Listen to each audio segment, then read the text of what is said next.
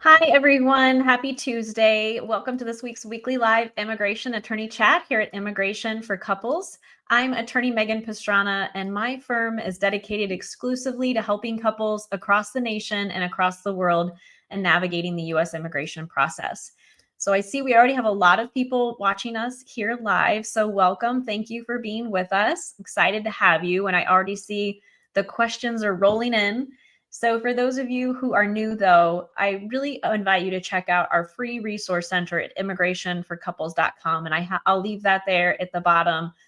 The free resource center was created by my team and I with so much love and care and consideration for all of you who are going through the immigration process, because I know it's easy to get lost in that labyrinth, if you will. I like to call it an alphabet soup. So many couples are having to choose between the K1 and the CR1. It can get overwhelming. And so that's why I created that resource center with my team. And there's a free webinar. If you're just starting out, I really recommend that webinar. I created that specifically for couples who are just starting out, wanting to learn your options, wanting to understand what are the paths, what are your next steps, and how to successfully get through that immigration process, not just getting the approval, but getting through the process and coming out the other side with even more resiliency. So that is that webinar. I invite you to check that out. And we have a free relationship evidence guide as well. All right. So I love to ask, I know some of you already know the drill, some of our regulars, but I love to ask and have you all start out with, where are you located in the world? I like to see where everybody is at in the world. That's one of the things that's so much fun about working in immigration, especially couple-based immigration, is that I can have an appointment with someone in Dubai and then later Italy and Canada and in the US. So please tell me, where are you all from? And if you could let me know, can you all hear me fine, see me fine? I just got a little notice about internet connection, which is strange because it's been working just fine. Okay, looks like everybody's good. Everybody can hear me. All right. So Canada. Awesome. Welcome, Betty. Texas. Oh, thank you, Teresa, for letting me know that you can hear me. Thank you. US Virgin Islands. Awesome. Colorado. Wife is in Mexico. All right. Where else? South Carolina. Lisa, we know you're in Florida. It's cloudy today, huh? Well, at least you're in Florida. All right. Hong Kong. Awesome. Yeah, keep them coming. I love to see where everybody's at. And Victoria, you will start us out. You'll kick us off here with the first question. So for everybody else, and it's one of those questions that's so big that covers my face, huh? So for all of you who are watching on Facebook, LinkedIn, YouTube, and Instagram, please feel free to throw your questions in the comments, and I will go over the questions in the order I receive them. The only ones that don't come through to me are the ones on Instagram, and so I will toggle over there and see if anybody on Instagram has questions. So I'll keep an eye on that so I don't miss any. All right, Victoria. So great to have you with us.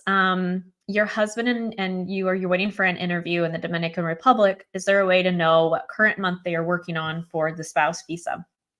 So for those of you who maybe are just starting out or in the middle of your immigration process, part of the process involves something with the National Visa Center. So the National Visa Center is the step in the process where they collect your tax returns and background checks and a very long application. And once that's approved, then you are considered documentarily qualified and put in line for an interview. And so your priority date is that date that the National Visa Center says, hey, you are now in line for an interview, you're documentarily qualified. So what Victoria is asking about is there a way to know when the embassy will be working on the month for when I was documentarily qualified? And unfortunately, the US embassies and consulates don't really post anything publicly about what month they are working on. I wish they would. It would be very nice for you to kind of have an idea of where you're at in the queue. But unfortunately, they don't publish anything like that. Like the USCIS provides estimated wait times. That doesn't really exist for individuals who are going through the spouse visa in terms of when your interview will actually occur.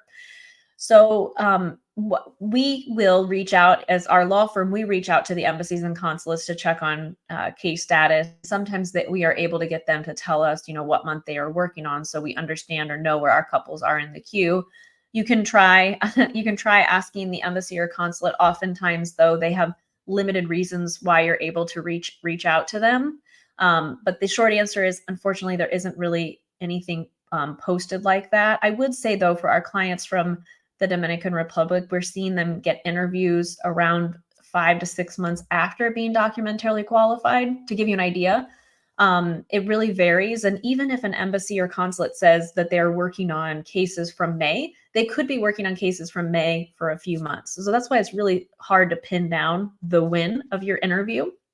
They will let you know at least 30 days in advance, though, your interview's been scheduled. But I can tell you we've been seeing about 5 or 6 months. So hopefully you're getting closer to having an interview. Good luck with your case. All right. And let's see who's next. All right. So Terry. Hey, great to have you with us. You've been asked to submit additional evidence. After we submit the additional evidence, is the wait time quicker? So it depends on who is asking you to submit the additional evidence and what evidence they're asking you to submit. So if USCIS is sending you a request for evidence, you should be very, very careful to understand what it is that they're asking. So at this point, I'm not sure if it's USCIS or if it's the National Visa Center or the embassy that's asking for this additional evidence. But I will say, if it's a request for evidence from USCIS, be very careful with those. Sometimes there are requests for evidence that are more simple in nature, and really most things in immigration aren't necessarily simple. They don't make it that way. But by simple, I mean that there was a missing translation or your passport photos didn't meet the guidelines or the requirements. But if asking you for more relationship evidence, that means that they're concerned about whether or not they believe the relationship is real. And so you want to be very careful with that, because if they're asking for something that's a little bit more complex like that, it can take them longer to make a decision. If it's something more on that simple end, like a translation was missing or passport photos need to be resubmitted, typically the officer will make a decision on those once they receive the requested item. Typically they'll make a decision on those responses within a matter of a few months. If it's more complex in nature, again, first and foremost, be very, very careful. If you don't have an attorney, I would encourage you to seek legal advice for a more complex request for evidence. And then if it is on that more complex end, it could take them a little longer to adjudicate if they need to do any investigations. So the answer, like so many things in immigration, is it really depends on what kind of request and where. But very great question. I'm sure others have that as well. And good luck with your case. Okay.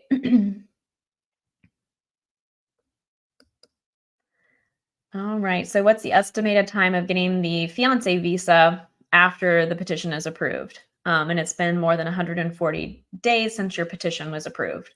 So for the fiance visa, after the petition is approved, it takes about 30 days for the case to be transferred to the National Visa Center. And then from the National Visa Center, it will be transferred to the embassy, U.S. embassy or consulate where the interview will occur. So that will ultimately depend on which U.S. embassy or consular post that you will have your interview. As long as you have received something from the National Visa Center, then you're waiting on the embassy or consulate. If you haven't received something from the National Visa Center, then that would be your first step, would be to reach out to the National Visa Center and make sure that your case has been transferred to the National Visa Center. And then from there, if you would have asked me this question towards the start of this year, I would have said fiancé visas are taking 18 months. But now we're seeing the fiancé visa process has really started to speed up, which is great. And so for most of our couples, they're receiving the visa in under a year. And I would say for our clients from Pakistan specifically, that holds true. The piece that I'm not sure, because I don't have your entire case and I can't see everything, is whether or not your case was properly transferred to the National Visa Center. So if you have an immigration attorney, speak with them about that. And if you are needing more assistance or further assistance with your case, don't hesitate to reach out. And I'd be happy to speak with you in a private setting and a consultation to talk about your case. All right. All right. And good morning, BJ. It's great to have you with us again. You've always had such great questions these past weeks. So I'm glad you were able to join us again. I'm going to check here on Instagram and make sure no one has questions over there so you're not getting missed. All right. And Robert from California, great to have you with us as well. Okay. So, Robert, your question is the I-134 states that as evidence of assets, I will need to have a statement from an officer of the bank providing details of my account. Would a monthly bank statement suffice? So, if you, first of all, if you are going through the fiance visa process, really any process, fiance or spouse visa, any process with the end goal of a green card, the first thing you have to prove is that the immigrant beneficiary will not be a public charge. And so often that is done through providing proof of the petitioner, the US citizen's income, your job, your paycheck stubs, proof of employment, your tax returns for the past 3 years. If you do not make enough, then assets are required. And if assets are required, you have to make sure that your assets are 3 times the poverty guidelines. So the poverty guidelines are something called I-864P, and based on your household size is the amount that you have to make to be the sole petitioner or sole affidavit of support signer. Sole sponsor is the word that I was searching for there. So only if you do not meet that guideline through your employment are you required to provide proof of assets. If you have to provide proof of assets, then you do have to provide a year worth of those assets. So if it's a bank account like a savings account or retirement account, you have to provide a whole year of that. And then if you're using other assets like a home and things like that, there has to be an appraisal. So the first thing really to find out is, do I make enough on my own? And if I do, then the assets aren't necessarily required. And there are some embassies or consular posts that still do have you provide bank statements. It's just a preference of theirs. But typically you would need to have a year's worth of bank statements. All right. Great question though. I know the I-134 and the I-864, those affidavit of supports really, they're just quite their own beast. All right. Let's see. Oh, yep. And so yeah, you were asking about the appraisal. Zillow does not work. You have to have an official appraisal. Embassies and consulates won't accept those, unfortunately. So, all right.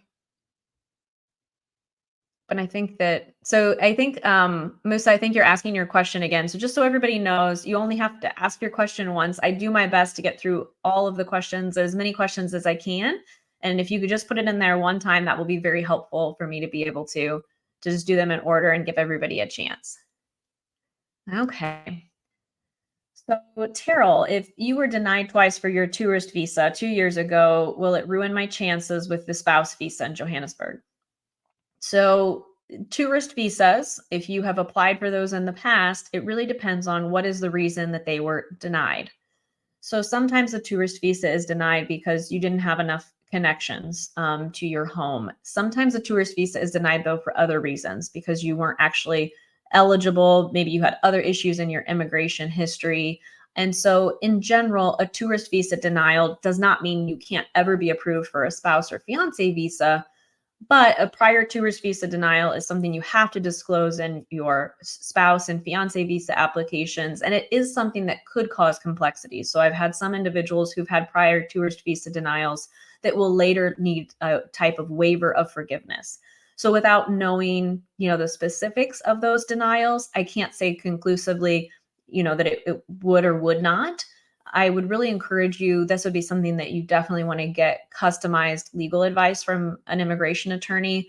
The phone number is below, the website is below. You're welcome to book an appointment with me and I can talk with you in private about the specifics of why those visas were denied and the possible impact that it will have on your spouse visa case moving forward. All right. All right. So Ricky, your receipt notice is expired and you haven't gotten an appointment yet. So I'm guessing this is for a fiance visa. I'm just guessing because the fiance visa has an expiration date, or the petition has a validity of 4 months. So you are supposed to take action and get your interview scheduled and take all the necessary steps before those 4 months. Sometimes it's not possible though, because immigration, the transferring of your file and that particular consular post, and you have to ask for extensions of that petition approval. So again, I'm guessing this is a fiancé visa, since you hadn't clarified. I would definitely, again, this is one of those questions where you need customized legal advice, and speaking with an immigration attorney to get legal advice on your specific situation is really what you need. In general, though, if it's a fiancé visa petition, you would need to be making sure that you're taking the necessary steps to schedule the interview or to reach out to the embassy, and also to make an extension request. So, but I'm happy to help you. If you want to schedule a consultation with me, we can talk in private about your situation.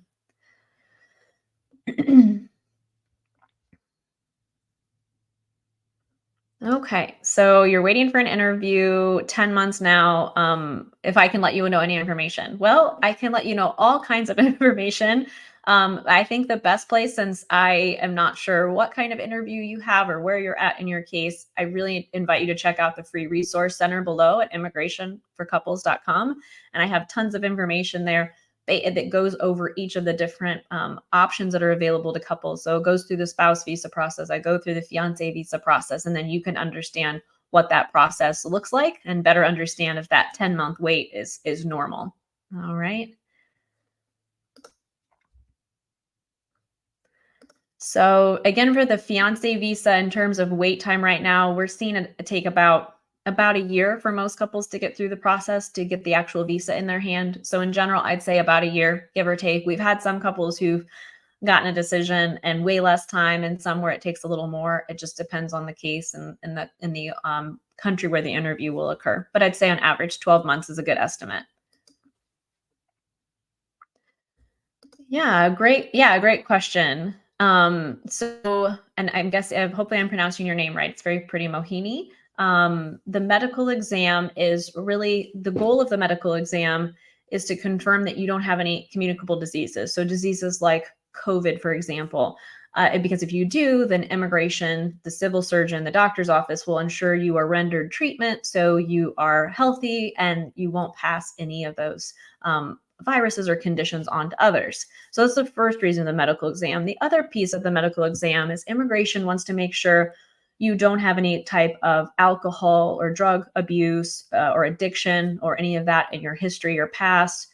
And if they do, for example, if they find marijuana in someone's system, then they would put you on a plan for coming in and checking with the civil surgeon and having tests run every so many months until your system is completely clear, until you've been what they consider detoxed or rehabilitated is the word that they use. That's the other part of the medical exam. And then another piece of the medical exam is mental health. So they want to make sure that you are not a harm to yourself or to others. And so sometimes if an individual has certain mental health diagnoses in their past, then he or she might be sent for a follow-up evaluation with a psychiatrist. So those are the main parts of the medical exam, or the main reasons why I think that's helpful. The medical exam itself, though, will really, it's more like a physical is a way to kind of think about it. It's usually about an hour-long appointment. Sometimes they will do x-rays, sometimes they will run blood tests. It really depends on your gender, your age, your country of origin. And then there are specific locations. So when you get to the interview phase for the fiancé or spouse visa, you have to go to the medical clinic that has been designated by immigration. Some countries have one medical clinic, and that's the only one that you can go to for your medical exam. Others maybe have 2 or 3 options, and so you're able to pick one that might be closer to you. But you'll have to use one of the designated medical exam locations. All right. And let's see who's next. And if everybody's enjoying this, I always appreciate to know that this is helpful. If you do a thumbs up or a heart or whatever feels aligned for you, and I know that I'm giving helpful information and that this is all a benefit for you. All right, let's see who's next. So Jose, what are the processing times for the I-130 petition filed from Texas on my 6-month waiting for an approval? And it says 18 months for a response. So what we're seeing right now for the I-130 petition for U.S. citizens who are petitioning their spouse or children or parents, that it's taking about a year, a solid 12 months is what we're seeing right now. So you're halfway there. Good luck. Hopefully you get a decision soon. Okay, so I have some individuals telling me where they're from. South Africa, awesome. Austin, Texas, Pennsylvania, Montreal, London. Okay.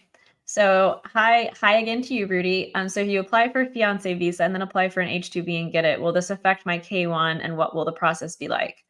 All right. So it gets a little tricky when you are applying for multiple visa types. It's definitely possible and oftentimes advisable if you can get more than one bite at the apple. So in general, there are some kinds of visas that have immigrant intent and others that have non-immigrant intent. So that's why it gets tricky or it can cause problems if you're applying for something like a tourist visa or a student visa when you're in a relationship with someone in the US. If you are in love with someone, if you're engaged to someone, if you know that you want to spend your life with them and live in the US, the proper path is a fiance or spouse visa in immigration's eyes. And if you were to try to apply for a tourist or a student visa, that can cause an issue. There are some types of visas where they have a dual intent. So there are some employment-based visas like H-1Bs and things of that nature that it has that intent where you're coming to work, but also it has this pathway to a green card. So in general, that can be okay. I am hopeful. I would imagine with having two cases and an H-2B that you have an immigration attorney. So I would speak with your immigration attorney about that H-2B process and the timing to make sure that everything is fine and you're dotting all of your I's and crossing your T's. I can't say conclusively yes or no because I don't know the history of your relationship or when you were planning on applying for either of these. In general, it can definitely be possible, but you definitely want to have an immigration attorney assisting you with this to ensure that one process isn't impacting the other. All right, but great question. All right, so Carla from the Philippines, great to have you with us. And I'm looking over here. We have a lot of people watching on Instagram, and I don't see if any of you on Instagram have questions. I'm checking over there to answer any questions you leave in the comments. All right. Who is next?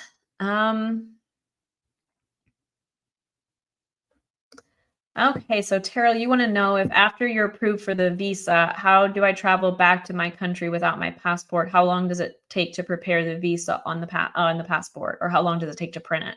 So when you are going through a fiance or a spouse visa process, I know that's what you had mentioned that you were wanting to go through a spouse visa process. The U.S. Embassy or consulate will keep your passport, and then they will put the visa inside of your passport, and that usually takes about 5 to 10 days. And then once you have that, once they return the passport with the visa, then you're free to travel to the United States. So that's about how long it takes. It's about 5 to 10 days, give or take. Oh, and it sounds like, see, that's what's great. A lot of you have questions that others have, and so I already answered this. Yeah, about 5 to 10 days typically. Okay. So what is the fastest way for your fiance from another country to be with me in the US? All right. So the fastest way right now typically is going to be the fiance visa. It's the wait times have significantly decreased and interviews are more readily available. You schedule your own interview for the fiance visa. But the main reason is that very first step, the petition, has decreased in time. We end in the amount of wait time that couples have to wait to get that decision. So typically that's the fastest. It might not be the best, though, for your particular situation for various reasons. Some individuals don't want to do the fiancé visa process because upon arrival in the United States, you have to wait to be able to work. Some states you'll have to wait to receive a driver's license until you have your work permit or green card. So having to balance speed with what's most in alignment for your goals in your life. I would really recommend check out that free resource center there at the bottom, immigrationforcouples.com, and watch my webinar. I go through the options that are available to couples and talk about the fiance and spouse visa. That would be a good place to start. And we do have downloadable charts as well for the fiance and spouse visa, so you can see that. I'm also, of course, always happy to speak with you in private in a consultation, and we can talk about the specifics of your case, what your goals are for the future, and what makes the most sense for both of you. All right. Hopefully that was helpful. I'm going to check over here. Okay.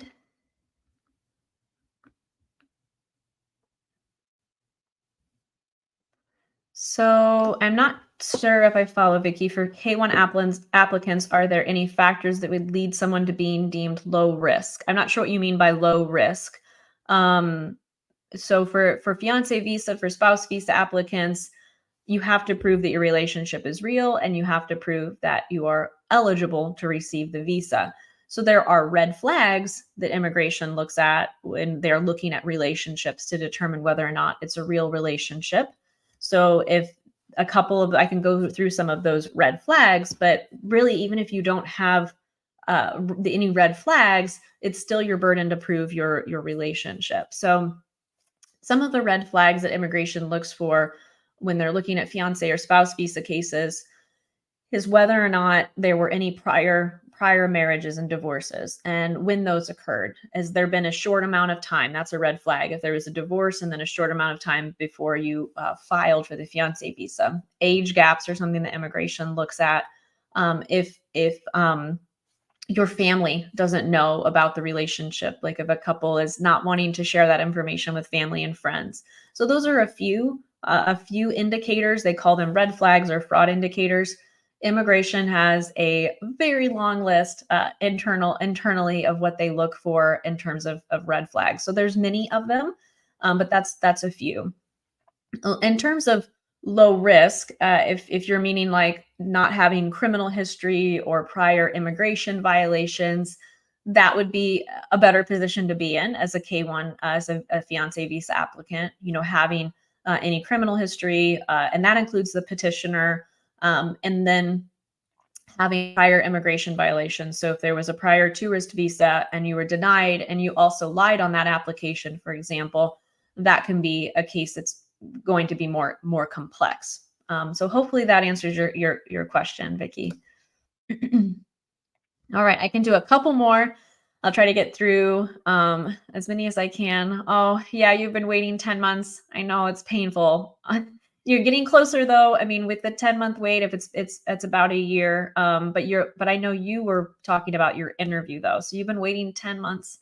I would encourage you to, if you haven't already, reached out to the embassy. You said your case was documentarily qualified, but just to ensure everything is on track. I hope you get an interview soon. Sometimes there's one of our team members, Catherine, one of our paralegals, she's awesome. And she and I were talking recently and saying, sometimes when you feel like you just can't wait anymore, that's when your interview will come. So hopefully it comes very soon for you. All right. So your father applied for your I-130 petition in 2018, and now you're engaged and your fiance would like to file the fiance visa process. Would that pose any issues? So in general, if other family members have petitioned for you in the past, in general, that should not have any negative impact on your case. So that's what I would say. In general, it shouldn't. Without knowing the specifics of the application that your father filed or the basis or anything like that, I can't say conclusively, but in general, having other previously filed family petitions is not a negative. So sometimes having that prior family petition actually gives us other options for individuals. So it will just depend on the specifics of your case. It always does. Every case is so unique. Yay, I have someone here on Instagram who is from Scotland. I love Scotland. I just love Scotland. So I'm really happy to have you here with us. You are asking, does reaching out to my state senator during the normal processing time help speed up the I-130 decision? So reaching out to a senator or a congressional representative, it's a great tool. Reaching out to those individuals is not a way to speed up your case by itself. Just reaching out to them is not going to speed up your case. We use the senator's offices and the congressional representative offices to make inquiries on cases. So or if we need to make an expedite request and things like that. So the senator's office or congressional representative's office, their job, their assistance that they provide is liaising with immigration. So that means communicating with immigration. Their role is to help us have a more open line of communication with immigration, especially USCIS. If any of you have tried to call the 1-800 number, you know that you will be met with a robot, and it's very hard to get past the robot. So that's where state senators and congressional representatives can come in and help to have more open line of communication with immigration, to understand case status, to ensure immigration receives certain responses, and in some cases when there's an emergency, to help expedite the case. But the congressional representative can't just reach out and say, hey, would you do us a favor and speed up this case? Unfortunately, it doesn't work quite that way, but using the senator's office is a great way to have an open line of communication. So good question. I know there's a lot of confusion about what is it exactly that we can reach out to our senator and congressional representatives for. Because the senators and congressional representatives, they can reach out to immigration about your case status, and they will often get the same cookie cutter response of your case is pending and it's being processed normally and it's being actively reviewed, and basically we'll get to it when we get to it, unfortunately. All right, I can do one more question. I'm going to see.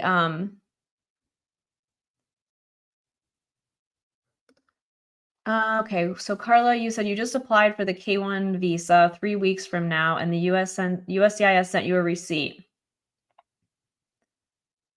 I'm not sure if I understand what your question is. So if you file your case, then the next step is to get a receipt notice.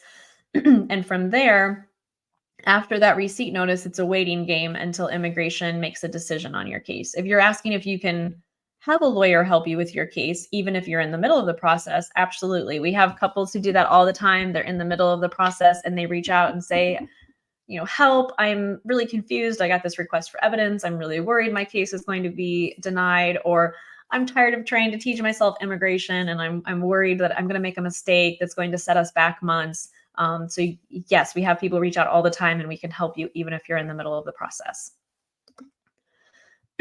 All right, I do have to jet. I will go through, we have so many questions. I wish I could get to all of them here today, but I do need to jet. I will go through these questions, and a lot of times the questions you ask will give me the ideas for videos for YouTube and Facebook and all of that, because I know if you have that question, likely others do too. So I will do my best to go through these questions, and if not, I will be here next week.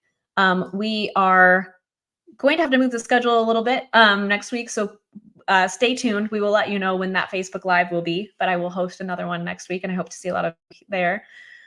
You're very welcome on Instagram, Sheriff Daily, for answering your question. I'm glad that you were able to join us, all of you. All right, everybody, have a wonderful rest of your week. Take care. Best of luck with your